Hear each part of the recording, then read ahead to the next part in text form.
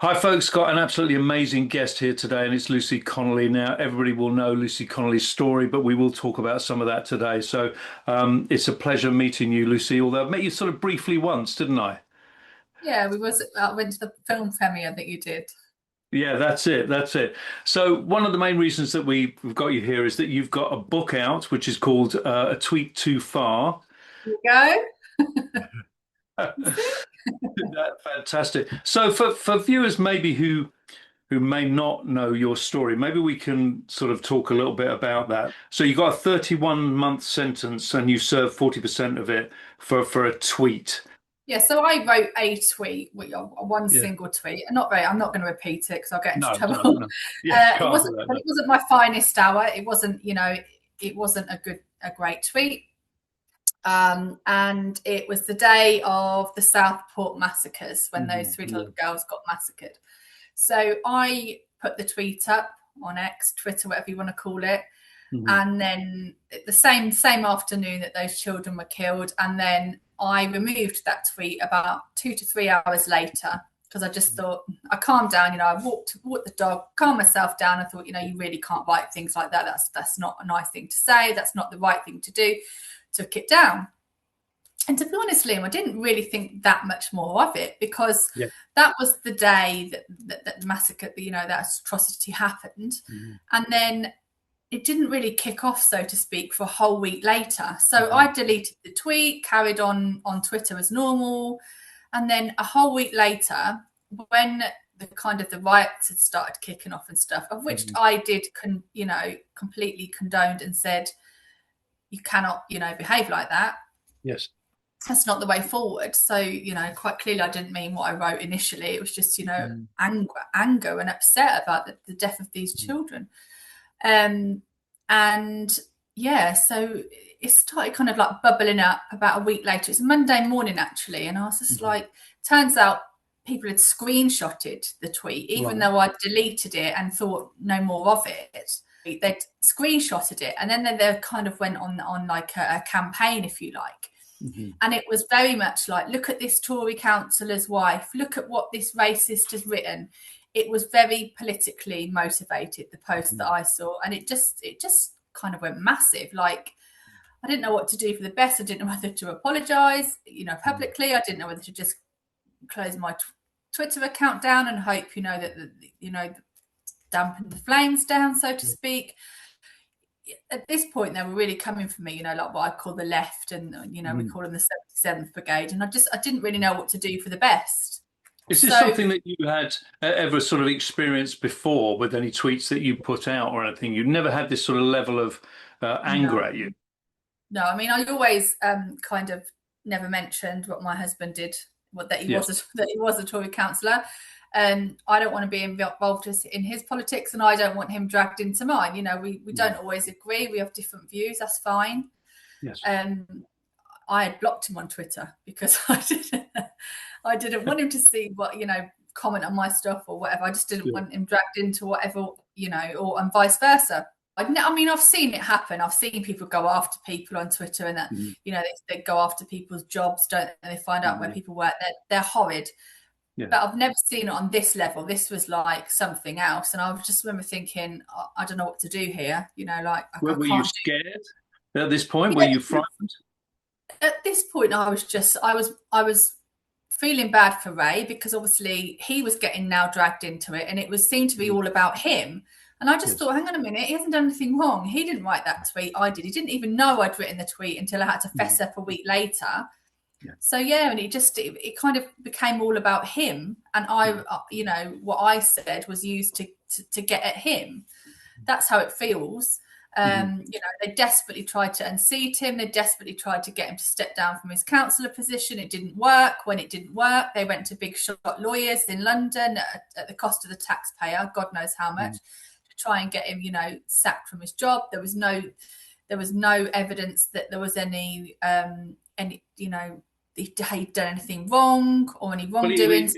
it wasn't him. It's got nothing to do with him, has it? No, and they were like, "You're defending a racist. You're defending a racist." But then, the inquiry came.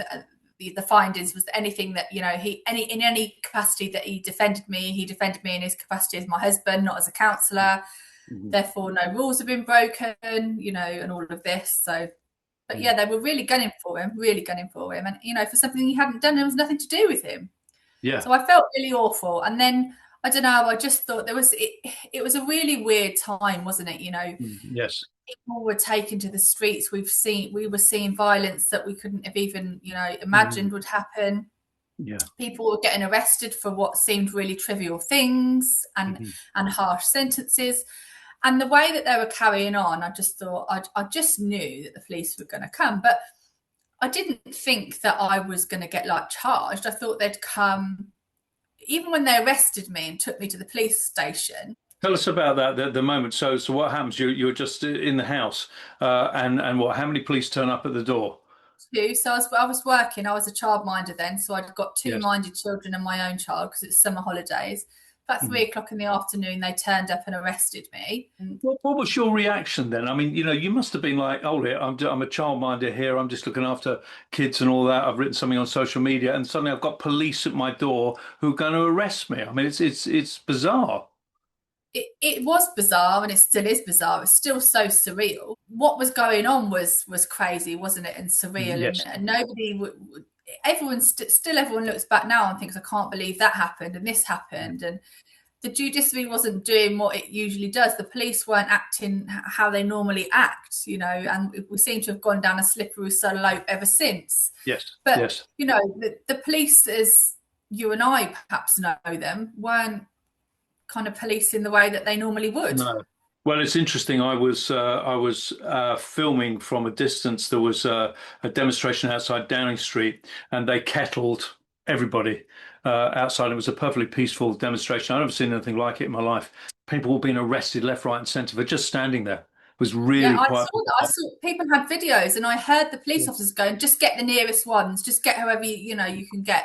People that were perfectly innocently standing in the Yeah. street watching, or just you know Yeah. peacefully protesting. We all saw it. You're just there at the door. You're putting in the car. Do they take you down to the police station? Do you have to do fingerprints? What Yeah, photographs? all of What that. happens to you? It's the standard criminal, you know, procedure. Yeah. The mug shot, the Yeah. fingerprints, the lock you in the cell, and you know, Yeah. and it is true what they say, you know, that the process is in you know, the punishment is in the process. Mm. That's enough to scare any kind of law-abiding person half to death, isn't it? Just the fact that you've been arrested, taken to the police Yeah. station, all of this, it's embarrassing, isn't it? It's like Yeah. it's Yeah. cringe. It's You're then in the cell, and do you know when you're going to get out of the cell, or do they inform you about anything? No, so I was waiting for my solicitor at this point. So they asked Mm. me if I wanted a duty solicitor, and I was like, absolutely, Mm. I do, because this is Yeah. ludicrous.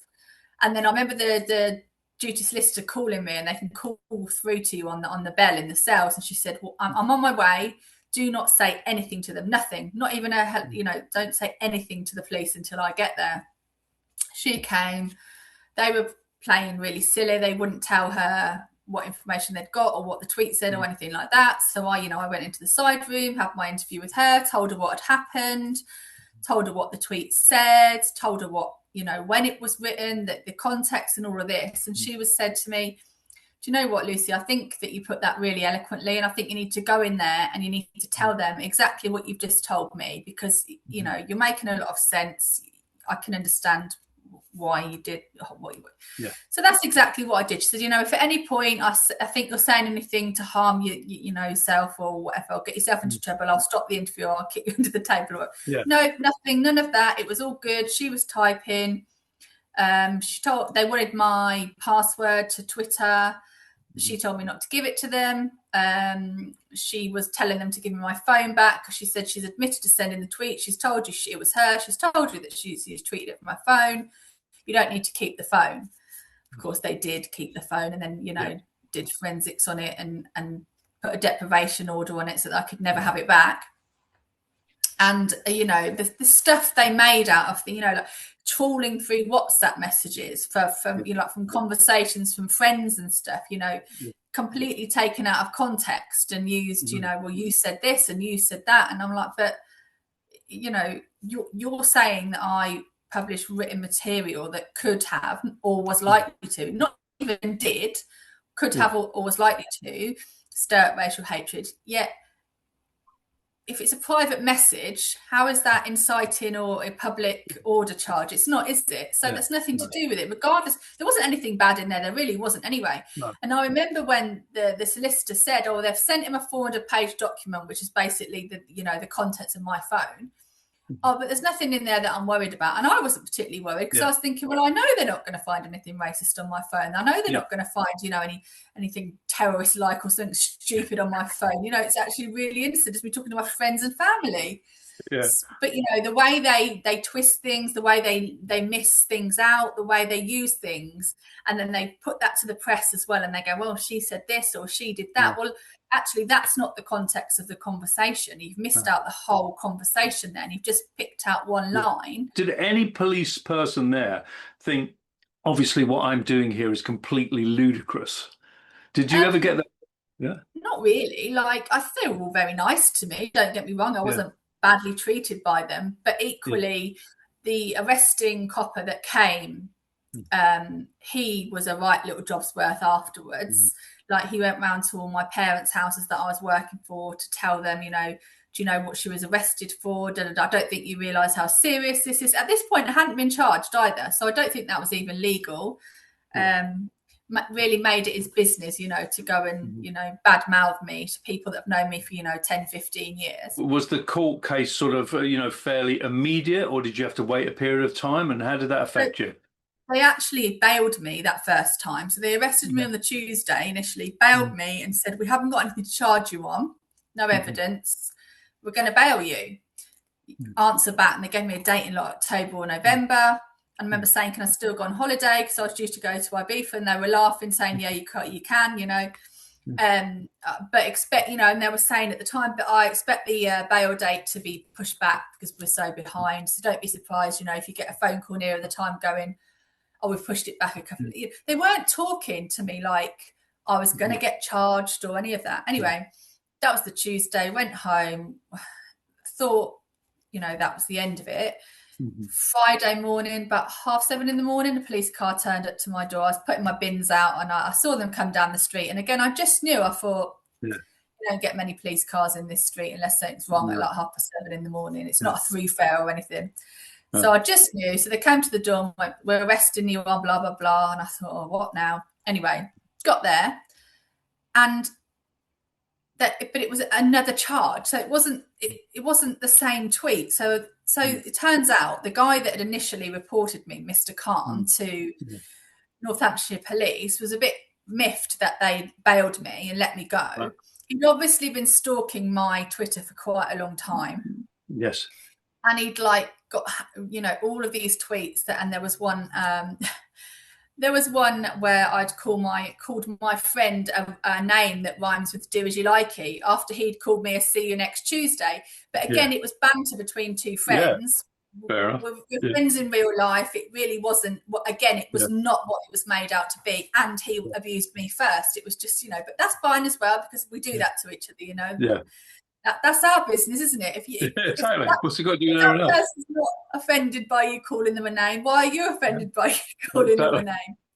And then he went back to the police and was like, well, look at all these tweets. And she said that this man masturbating over in the park is a Somalian. Well, he was a Somalian. So, and he was arrested.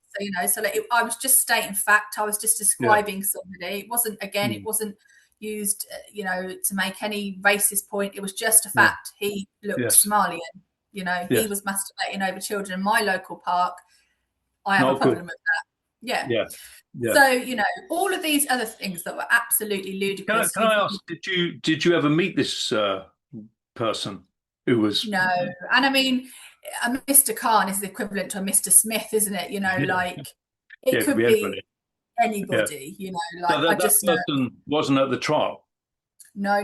So, I mean, the police gave themselves a big pat on the back for all the information they'd found, but they didn't. They got handed to it by Mr. Khan, and it's even in the police notes and stuff that they couldn't actually get into my phone, and my Twitter account was deactivated and stuff. But if you listen to them, you believe that they trawled through my phone and they'd found all this terrible stuff, but they hadn't. They'd just been given, and again, the context of the conversations were missing. Yeah. You've said Yes. he's Somalian. Yeah, I have, yeah. You know, like Yeah. again, it was ludicrous. And I remember being interviewed and they were going on like they found all this extra stuff. And my solicitor's going, I think this is quite bad this time, Lucy. Anyway, when Yes. they brought all these extra tweets out, I just laughed. I was, relieved. I Yes. thought, God for that, because Yeah. Bit of banter. and they were never used either, so that was not my charge. So they then charged. So that was very early that morning. Yeah. They kept me there all day. All day I was Mm. there, and then they charged me about 8, 9 o'clock at night. Right. What did you And feel at that moment? Did you I think, my just God, couldn't this believe is it. I was done? just so shocked and numb, Yeah. and I was upset, but I just couldn't. I Mm. just couldn't quite believe it. Mhm. They're me, they're charging Yeah. me Yeah. and then they were like, and we're not letting you go. I said, what do you mean you're not letting me go? We're not remanded. We're not bailing you. You're remanded. Mhm. Why? Because you are. And then, so I was told that I would be remanded. I wouldn't be allowed home, and I would be straight up in front of a judge in the magistrate's court the very next morning. Do you feel at any point during all this that the police were under some kind of pressure to push this forward? Well, I think so, and I think that they also knew what was going to go on. They'd already told my solicitor that if I get charged, I will be remanded, I will be this, I will be that, I will be put in front of a court. They already knew. They already knew, like, the order that everything was going to go Yeah. in. Bearing Yes. in mind, people stay on remand for years sometimes, Yes. and they wait. But they knew that I was going to get charged. They knew I was going to get remanded. They knew I was going to be put in front of a judge at 10 o'clock the next Yeah. morning.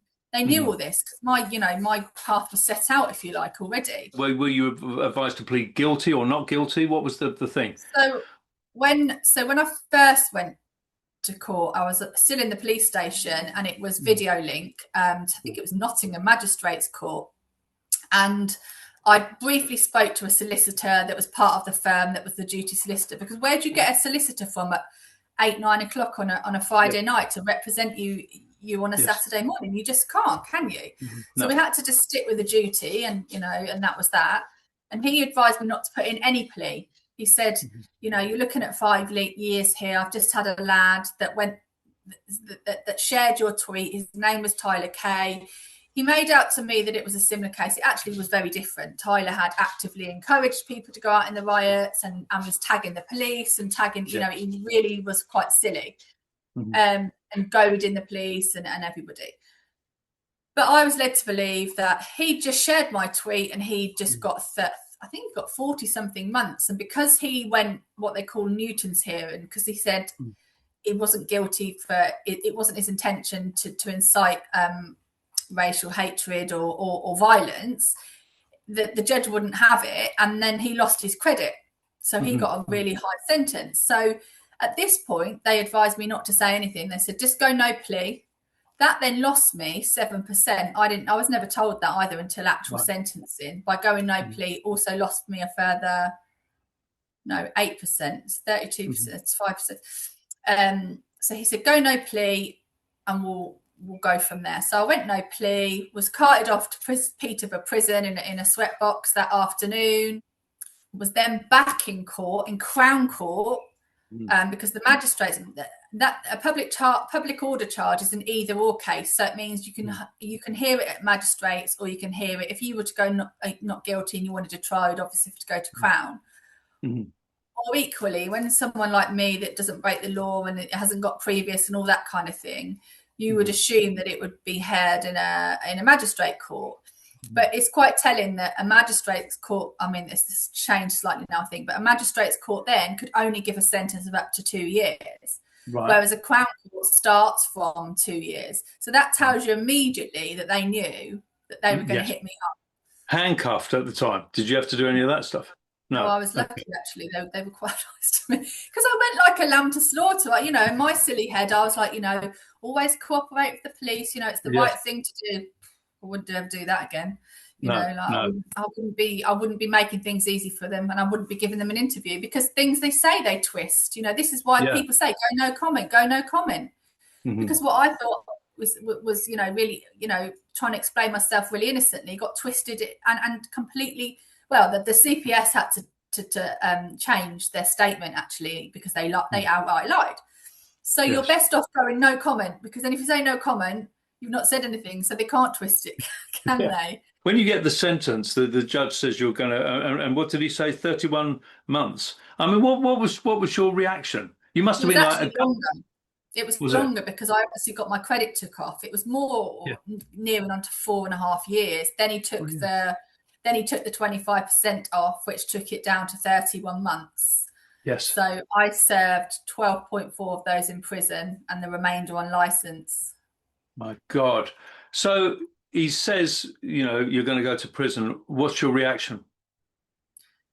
I knew I was going to go to prison. I knew they'd made Yeah. that quite clear, but I Yeah. wasn't expecting that hefty of a sentence. We thought we were looking at 2 years, which is even obscene in my opinion Yeah. anyway. But I'd accepted that again they weren't really playing by the rules of these cases. They were hitting Mm. everybody hard, Yeah. and it was made quite clear by my legal team and by the courts that I was getting a custodial sentence. In fact, the judge in Northampton, I Mhm. was moved to Birmingham Crown Court for sentencing. And one of the last things the Crown Court judge said to me before I moved up, you will be getting a lengthy custodial sentence, but that's down to the other judge to decide. But at that point, they had no psychiatric reports that were served. No. They had no mitigation that was served. Nothing.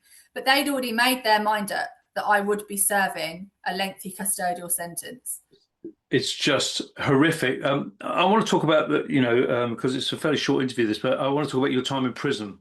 I mean, how was that for you? Were you put in a cell? Did you have to share a cell? What were the people like? Did they treat you well? Yeah, you know what? I was absolutely terrified when I got there. So Yeah. much so that one of the officers that I first met when I got there said to me a couple of days Yeah. later, I've never seen anybody look so terrified and so upset Right. as you were. No one ever. Yeah. But they were really lovely, to be fair, when I got there. The guy that was booking me was like, no, don't cry. You're going to be okay. I promise you, you're going to be okay. And the first two ladies that I met Mhm. on the desk, they were prisoners too. They were lifers, and they were lovely. Showed everyone the ropes and got everyone they needed. And I did most of my sentence in Peterborough prison. I did a few months at Drake Hall. That was a nightmare. I didn't like it there. Yeah. But Yeah. Peterborough is actually a fairly calm women's prison. Okay. And the women are generally pretty good. They keep their head down. What do you have to do in the day then? Do you have a routine that you have to follow? Yeah, it's quite a strict routine. So in the week they'd come around and wake you up about 7:15. You'd Yes. have breakfast about 7:45. You'd leave the landing around 8:30 to go and do your job or gym or education or whatever it was you were doing that day. I used to just go to the gym or just do my job. Come back about about 11:30, have an early lunch, have your lunch, get banged up till 2 o'clock, 1:30, 2 o'clock, Mm. get let back out, back to your education, your work, or whatever it was you were doing. Back for about 4:30, dinner for about 4:45, banged up again at 6:30 till the Yeah. morning. So that was, Uh, that was the routine. did you share a cell or did you get a cell So, on your own? thank goodness, no, ever. I was put down as high risk, so I Oh, never really? had to share a cell. Yeah. Say was your lowest moment? There was a couple. There was when I first got there, it took me a good couple of months to pull myself together and sort myself out. It probably wasn't until I got sentenced in the October. So I'd been there since the 9th of August and I got Mhm. sentenced on the 17th of October. So I was on remand for that time. It was probably during that time, once I'd got sentenced, that I just kind of had a word with myself and thought, I've got to do this. Sitting here and crying and feeling sorry for myself isn't going to help anybody. So I was really, really low the first couple of months I got there, and I really wasn't, coping very well and missing my daughter and my family and stuff. But then I kind of just put my head down and was like, you've got to do this. Just do what you've got to do to serve the sentence. But then I moved to the dress. So I was from Peterborough in August. Then I moved to Drake Hall in Staffordshire in January. For my own, I asked to get shipped out. And it was an awful prison, a real mean girl prison. It was more open. You had a lot more freedom there, which should have been better. but it Yes. wasn't. It was just a free-for-all, because it used to be a prison where, to be able to get there, you had to be an enhanced prisoner, you had to be well behaved and all this. But because the prison system's so overcrowded now, you've got every Tom, Dick and Harry there. It doesn't matter. They're not necessarily well behaved, or or earned their privilege to get there. So I encountered some really not very nice people there. Did you And ever nothing. worry about your safety? Did you ever worry Yeah, about all your the safety? time. Never at Peterborough. Never from the other women at Peterborough. The only time I ever felt unsafe at Peterborough was when I got attacked in my last few weeks by the prison guards, and it was a No. planned. Yes, it was a planned attack. It's in my book. Yes. One of the governors didn't like me. Sent his heavies after me because I wouldn't do what he told me to do. But I was crying and sitting on the floor at the time. I wasn't, causing any bother. But that's another story. But no, I never ever felt threatened by any of the women whilst I was in Peterborough. Drake Hall, different situation altogether. There were some really nice women there. Women that were just putting their heads down and shouldn't have been there, or what have different circumstances. I've always said that many people I met in jail shouldn't have been there. They were there through circumstance and because they hadn't got the right help, as opposed to being bad people. How do you feel about the whole experience? Has it changed you? Have you become more cynical? Have you become more bitter? A bit of all of those, I think. I'm even, I didn't have much trust in the establishment, the police, and because of things that had happened to us all previously. It wasn't my first rodeo with the CPS and the police. I am very distrusting of them, and now I wouldn't trust them. These are people that are supposed to protect us and supposed to safeguard us, and I wouldn't, trust them with my goldfish. Equally, as much as it makes me dislike them even more and distrust them even more, I saw things in there that you would never ever be able to witness, and it's a different world. It really is. Sometimes, well, always for the worst, but it is a real eye opener. Like, I think it made me. I mean, I wasn't not compassionate before, but even more so now, because I just you look at these situations and you sit down with these women and you say, well, why did you stab that person?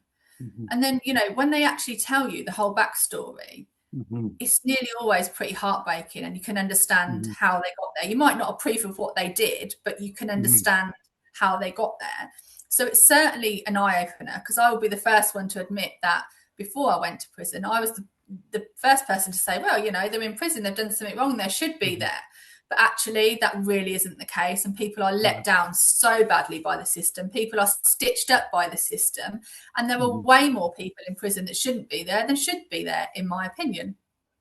What was it like that moment when you walked out the door?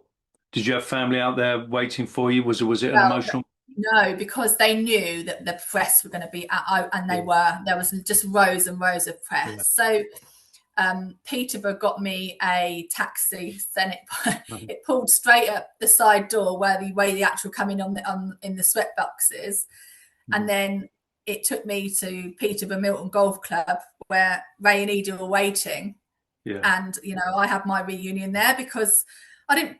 I mean, it was actually the prison's suggestion, because they were conscious about my daughter. I think she'd be in the car park, and there's all these the press wanted their pound of flesh. So they were a bit miffed, I think, because they didn't realise that was going to happen. They were expecting me to come out the front door like everyone else, and I didn't.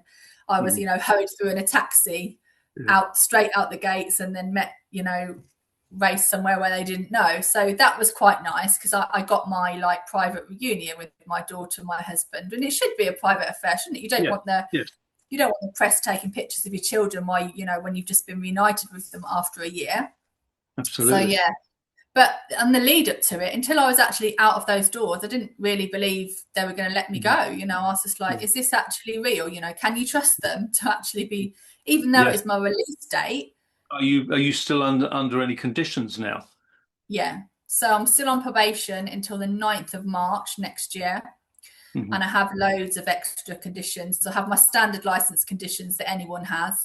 And then I have, I can't go to gatherings of more than 50 people without seeking probation's permission first. I have to let them check my phone if they want to check my phone. Just things like that, really. I mean, they've been okay. They've actually let me do whatever I've asked them to do, but I just have to seek their permission And they're all first. right. You doing your social media stuff, and do you Yeah, still? yeah, no, they're fine. They're just sometimes they get a bit of a be careful what you say, while you're Yeah, on license, kind of yeah, telling off. But and the leftists, they love ringing probation and reporting me for stuff I've said on Twitter every week without fail. You can guarantee somebody has contacted the yeah, police or contacted probation. Lucy Connolly said this.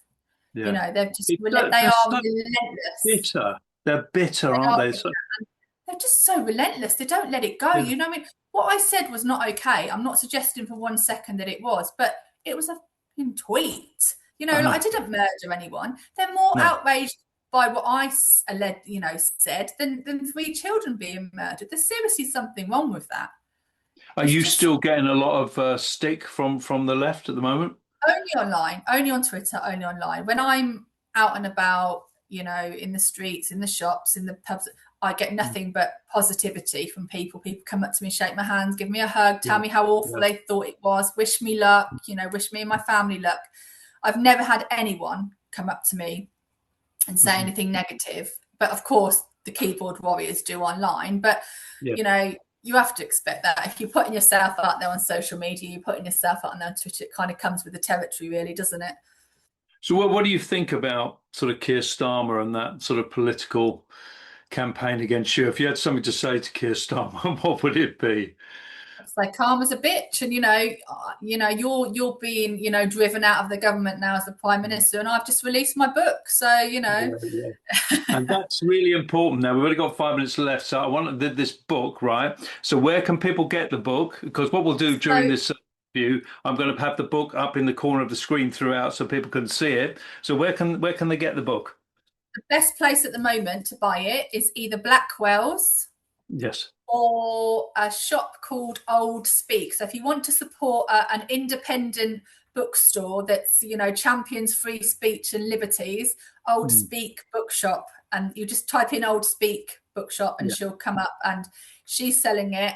I mean, there's a few, but off the top of my head, and Blackwell's I've had stock. Yeah. Amazon are supposed to be stocking it, but Yeah. there's been a glitch. So Yeah. Amazon have got the Kindle version at the minute, but there's an issue with the paperback. But I'm hoping that's sorted out in the next couple of days. So hopefully it should be fully available on Amazon. It's currently Yes. available in Blackwell's and from Old Speak Bookshop. Fantastic, because we've only got sort of gone into this in a sort of a shortened way, and I'm sure it's incredibly detailed in the book, your entire experience. It is called A Tweet Too Far. Was it an emotional experience writing the book? Did you get everything off your chest It in that? was, I found myself getting more emotional when I was Yeah. writing the book than I probably did at the time when I was in prison. But it was cathartic as well. It was kind of good putting it all down, and for me as well, my daughter's she's coming up 14, so Mhm. she's not really has no interest in reading a book like this, Mhm. but one day, when she's older and she's old enough to understand, she'll be able to pick this up and she'll be able to read it, and she'll get the true story and the real story and the facts, if that's what she wants to do. So that was quite an important part of it as well.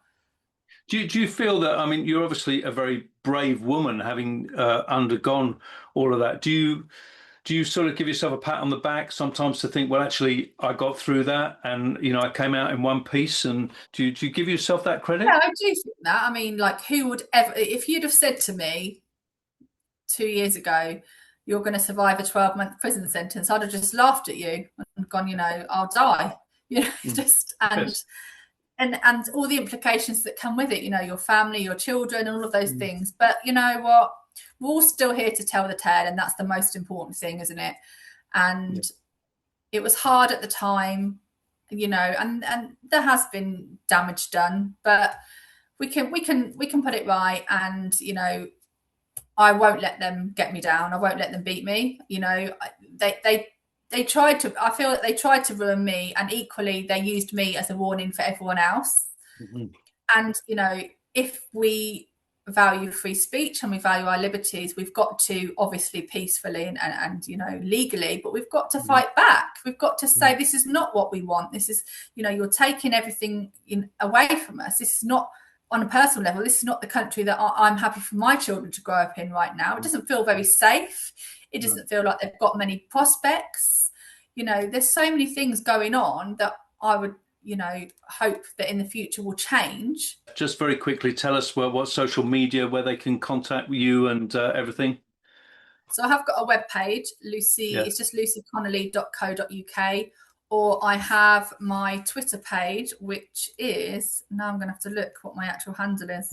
It's at Lucy, yes, at Lucy, capital T, capital C, capital W, wife. So it's at Lucy TC wife, which stands for Right. Tory Councillor's wife.